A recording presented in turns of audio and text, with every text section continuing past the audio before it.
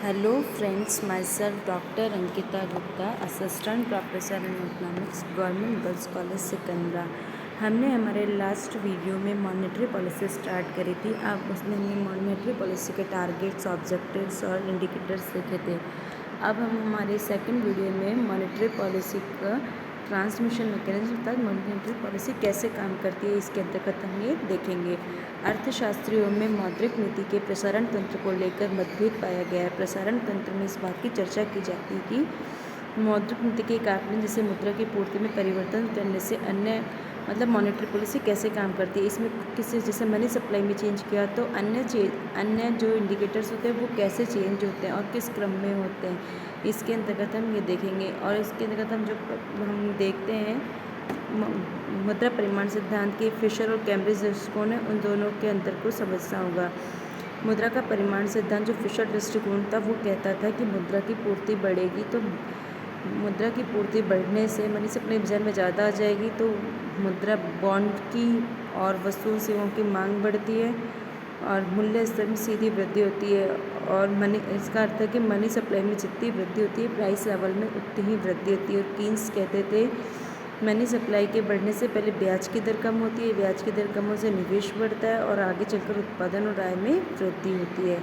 और साख की उपलब्धता का तंत्र, जब साख की पूर्ति सुगम हो जाती है तो अर्थव्यवस्था में समग्र व्यय बढ़ता है और जिससे गुणक अनुपात रेशो होता है, जो गुणक होता है मल्टीप्लायर, उसके अनुपात में साख बढ़ने से आमदनी में वृद्धि मिलती है और आर्थिक विकास के साथ साथ आज के साख का भी भारी योगदान हो गया है।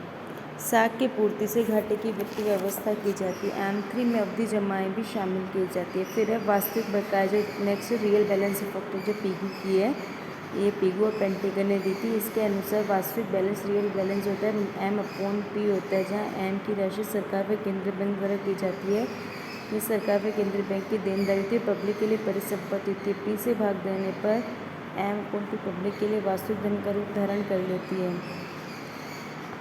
अब इसमें हम देखेंगे कि मॉनेटरी पॉलिसी के विभिन्न अस्त्र कौन से। इसमें बैंक दर, खुले बाजार की क्रियाएं, CRR, SLR, repo, reverse repo, MSF, CAS, ये सारे हैं। अब हम इसमें विभिन्न को सीक्वेंस में देखते जाएंगे। सबसे पहले बैंक रेट क्या होती है। बैंक रेट जिस पर इसको हमने समझे इजीली वे में हम देखेंगे तो जिस पर कॉमर्शियल बैंक सेंट्रल बैंक से उधार लेते हैं। भारतीय रिजर्व बैंक विनिमय विलय व प्रोमिसरी नोटों की पुनर्कटौती तथा कर्ज व अग्रिम राशि के रूप में व्यापारिक बैंकों, सहकारी बैंकों, पूर्व में अन्य वित्तीय संस्थाओं जैसे IFCI, IDBI आदि को वित्त प्रदान करते हैं, जिसकी आधारभूत लागत बैंक दर से निर्धारित होती है।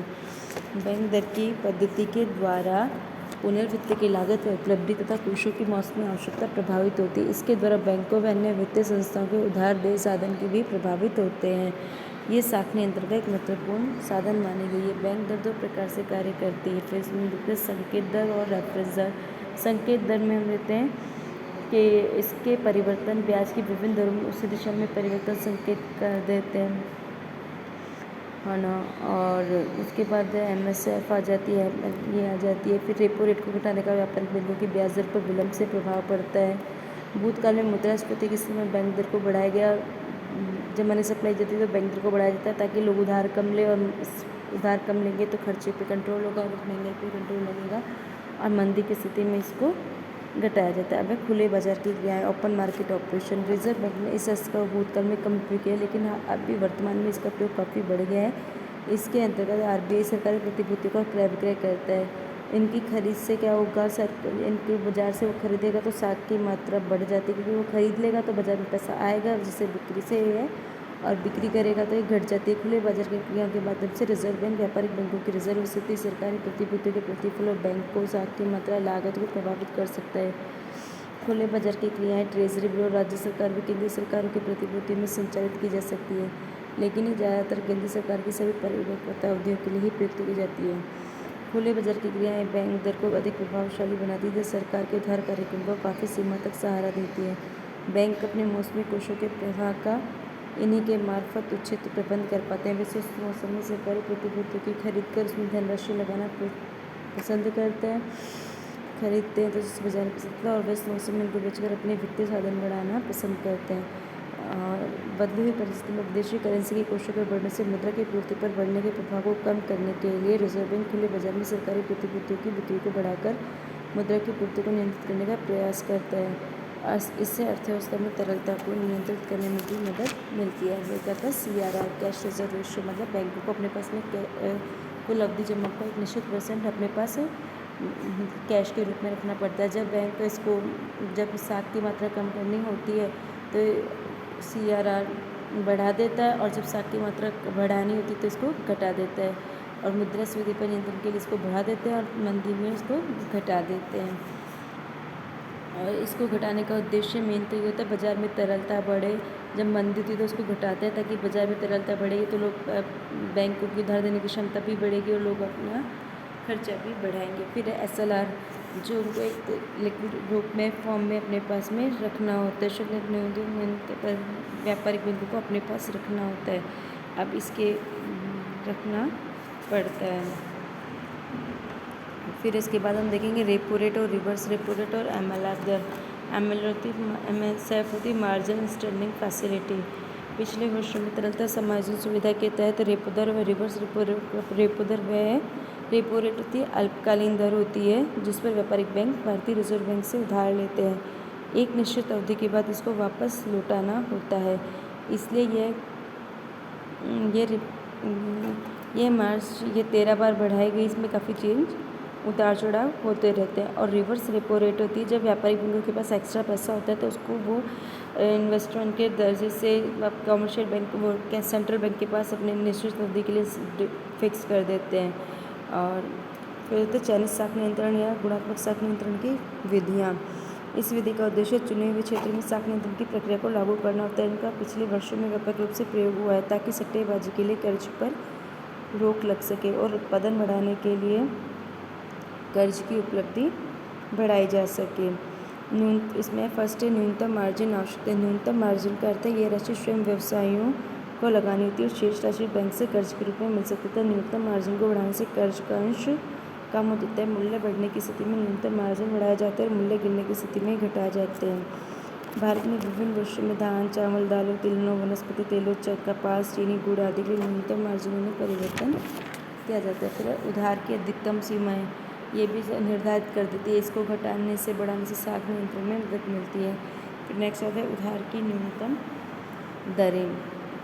उधार की न्यूनतम दरों में देखते हैं क्या करते हैं। केंद्रीय बैंक व्यापारिक बैंकों को उधार देने की न्यूनतम दरों को बढ़ाकर साख नियंत्रण कर सकता है। ब्याज की न्यूनतम दरों को बढ़ाने से उधार की राशि कम होती है और उनको घटाने से उधार की राशि बढ़ती है। प्रायः न्यूनतम मार्जिन और उधार की न्यूनतम दरों का एक साथ प्रयोग किया जाता है। इन दोनों को बढ़ाने से मुद्रास्फीति को नियंत्रण लाने में तथा विशेष वस्तु की कीमतों के नियंत्रण में मदद मिलती है। तो जो वस्तु चयनित साख नियंत्रण में शामिल होती है उनके लिए उधार देने की न्यूनतम दरों में परिवर्तन करके उनकी कीमतों को प्रभावित किया जा सकता है।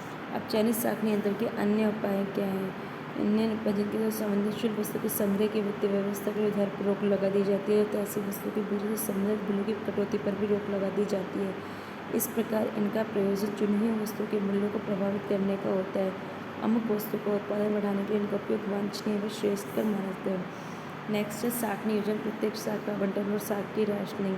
इसके अंदर प्रत्येक बैंक अपना वार्षिक साख बजट बनाता है जिससे जमा व उधार के अनुमान लगाया जाता है और उनको प्राप्त करने का प्रयास किया जाता है। राष्ट्रीय स्तर पर पंचवर्षीय योजनाओं में प्रमुख क्षेत्रों में प्राथमिकता प्राप्त क्षेत्रों की साख आवश्यकता व उनकी पूर्ति के साधन निर्धारित किए जाते हैं। इस प्रकार विभिन्न आर्थिक क्रियाओं, विभिन्न प्रदेशों में विभिन्न प्रयोजनों के लिए बैंक साख का आवंटन किया जाता है। ये सब नियोजन प्रक्रिया का अंग होता है। इसमें कृषि के लिए, उद्योगों के लिए ये सब दरें फिक्स कर दी जाती है। लेकिन नैतिक दबाव मतलब ऐसे किसी भी चीज़ से काम तो वो कंट्रोल करता है।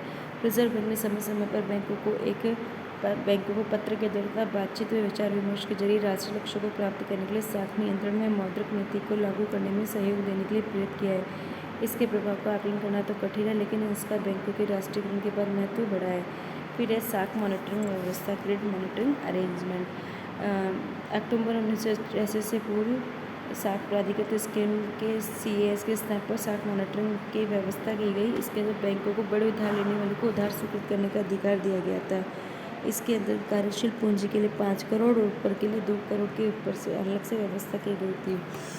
पहले इन पर RBI देखता था लेकिन अब RBI की जरूरत नहीं है। कॉमर्शियल बैंक खुद ही सबको देख लेते हैं।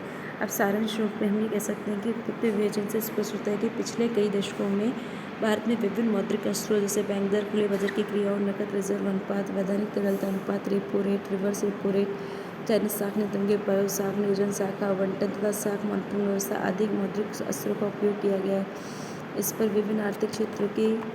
इन पर विभिन्न आर्थिक क्षेत्रों की आवश्यकताओं, प्रचलित मुद्रास्फीति की दिशा और समाज में विभिन्न आर्थिक समूह, विशेषतः कमजोर वर्गों की जरूरतों आदि का प्रभाव पड़ता रहा है।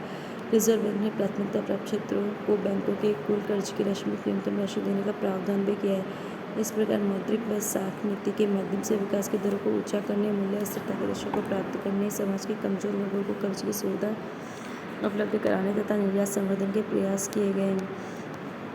अब इसके कार्यान्वयन मूल्यांकन की समस्या कई उद्देश्य रहे हैं मॉनेटरी पॉलिसी के भारत में, जैसे उत्पादन की अधिकतम संभाव्य स्थिति प्राप्त करना, विकास की दर को ऊंचा करना, मूल्य स्थिरता की स्थिति प्राप्त करना अर्थात मुद्रास्फीति को नियंत्रित करना, सामाजिक न्याय की दृष्टि से आय व धन की असमानता को कम करना, भुगतान असंतुलन पर नियंत्रण स्थापित करना। व्यवहार में मौद्रिक व साख नीति का केंद्र बिंदु मूल्य स्थिरता ही रहा है और इस नीति का अधिकांश विश्लेषण प्रायः मुद्रास्फीति के संदर्भ में देखने को मिलता है। मौद्रिक नीति के प्रभाव का व्यापक रूप से अध्ययन करना कठिन होता है। उदाहरण के लिए विकास की दर पर संपूर्ण आर्थिक नीति में अंतर्राष्ट्रीय परिस्थितियों का असर पड़ता है। मौद्रिक नीति इसको प्रभावित करने वाला एक तत्व हो सकता है, एक मात्र तत्व नहीं। इसी प्रकार रोजगार संवर्धन, सामाजिक न्याय, भुगतान असंतुलन को कम करने आदि पर विभिन्न कारकों का प्रभाव पड़ता है। इसलिए अकेली मौद्रिक या साख नीति को पूरी तरह प्रभावित नहीं कर सकते। समझ सकते हैं उद्देश्य बहुत सारे हैं, लेकिन हम सोचें एक ही अकेला शस्त्र है मौद्रिक नीति, इससे पूरी तरह कंट्रोल होगा, ऐसा नहीं हो सकता। हमें इसके लिए कई अस्त्रों को एक साथ काम में लेना पड़ेगा। तो इसमें हम ये देखते हैं। फिर उसके बाद हम देखते हैं भारत में मौद्रिक नीति में मुद्रास्फीति क्या है और भारत में मुद्रास्फीति राजकोषांश के दुष्परिणाम क्या है, ये हम इसके नेक्स्ट वीडियो में देखेंगे। Thank you.